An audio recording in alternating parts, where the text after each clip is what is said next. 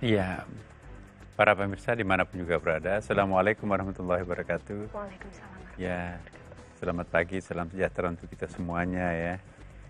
Nah, hari ini menarik sekali, jangan sampai nanti ada orang yang paling bersejarah di dalam negeri kita ini, malah kita nggak tahu. Hafal sejarahnya orang lain, tapi sejarah perjuangan bangsanya sendiri yang berjasa sendiri nggak paham. Nah, para pemirsa di abad-abad pemula Islam itu memang bervariasi ya kan. Di awal-awal Islam itu kita bisa bagi misalnya periodenya Nabi Muhammad SAW. Berdakwahnya itu kan pakai sembunyi-sembunyi dulu. Ada waktu sirran, ada waktu jahran. Nanti ada izin dari Allah untuk berdakwah secara eksklusif ya, terbuka. Habis itu Khulafaur Rasyidin itu terjadi pergantian. Masuklah ke wilayah dinasti Abbasi, dinasti Muawiyah, habis itu dinasti Abbasiyah. Jadi itu masing-masing punya ibu kotanya kan. Ibu kota Islam itu pindah-pindah tuh. Pertama kan dulu di Mekah. Nabi pindah ke Madinah, pindah ibu kota Islam lagi ke Madinah.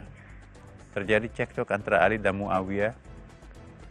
Karena Muawiyah dulu gubernur di Syria, maka dia bawa boyong ibu kota Islam itu pindah ke Syria.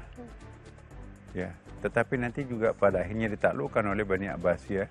Abbas itu markasnya di Baghdad, dia boyong lagi ibu kota Islam itu ke Baghdad. Nah, kemudian dilantakkan oleh Tartar Mongol ya. Maka Islam itu diselamatkan oleh Turki Islami, pindah lagi ke Istanbul. Jadi ibu kota Islam itu pindah-pindah. Tergantung mana yang paling bagus untuk kita mengembangkan. Nah, kita lihat lagi ya perkembangan demi perkembangan ini. Di abad Abbasi itu tipikal masyarakatnya itu sangat rasional. Sangat rasional. Di situ kita mengenal tokoh-tokoh. Ada 27 tokoh ilmuwan Islam yang lahir pada abad pertengahan itu, yang antara tahun 700 sampai tahun 1200 ya. Di situ ada The Father of Chemistry tahun 720-an itu siapa itu bapaknya ilmu kimia itu? Jabir bin Hayyan. Jadi bapaknya ilmu kimia itu orang Islam tuh. Kemudian juga bapaknya matematik itu Al-Khawarizmi. Bapaknya rumah sakit itu Ibnu Sina. Kemudian juga penjelajah dunia itu Ibn Battuta ada pada masa itu. Dan yang paling penting juga bapaknya ilmu pengetahuan modern juga, ilmu kedokteran itu kan ada Ibnu Rushd di situ kan. Figur-figur Ibnu Rushd ini di abad pertengahan. Di pagi hari Ibnu Rushd itu dia sebagai dokter ahli bedah tulang. Di siang hari dia filosof, dia mengkritisi Plato dan Socrates, dan termasuk mengkritik gurunya Imam Ghazali. Tapi sore hari dia fuqaha. Dia menulis buku Bidayatul Mujtahid, perbandingan mazhab. Tapi di malam hari dia sufi, Masya Allah. Gak ada komputer 1000 tahun yang lampau loh. Nah, tapi setelah kemerosotan dunia Islam, lahirlah fase terakhir yang ditandai dengan lahirnya Syekh Imam Al-Ghazali yang wafat tahun 1111.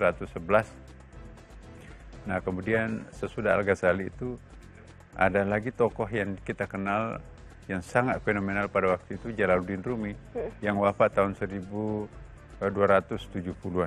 Nah, itu di Jalaluddin Rumi ini anak benua Persia ya. Dia hidupnya dulu di Persia, lalu pergi mengembara menyebarkan Islam di Turki, tepatnya di Konya. Maka itu Jalaluddin Rumi ini seorang wali. Masterpiece-nya itu Matnawi ya, kumpulan-kumpulan syair sofistiknya yang luar biasa itu. Ada 4 jilid ya, dan sudah diterjemahkan ke dalam bahasa Inggris dan juga bahasa Arab diterjemahkan. Aslinya itu adalah bahasa Persia.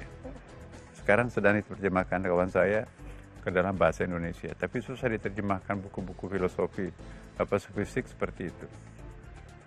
Nah, Jalaluddin Rumi ini salah satu cirinya itu adalah sofistik. Kenapa? Pada waktu itu memang rasionalitas masyarakat Islam itu sudah mulai menurun. Kenapa? Karena laboratoriumnya dihancurkan oleh Hulagukan, Tartar Mongol ya, kemudian juga pokoknya hancurlah Baghdad itu. Maka pada saat itu ya sebagai ungkapan pelarian daripada situasi yang sangat rumit itu,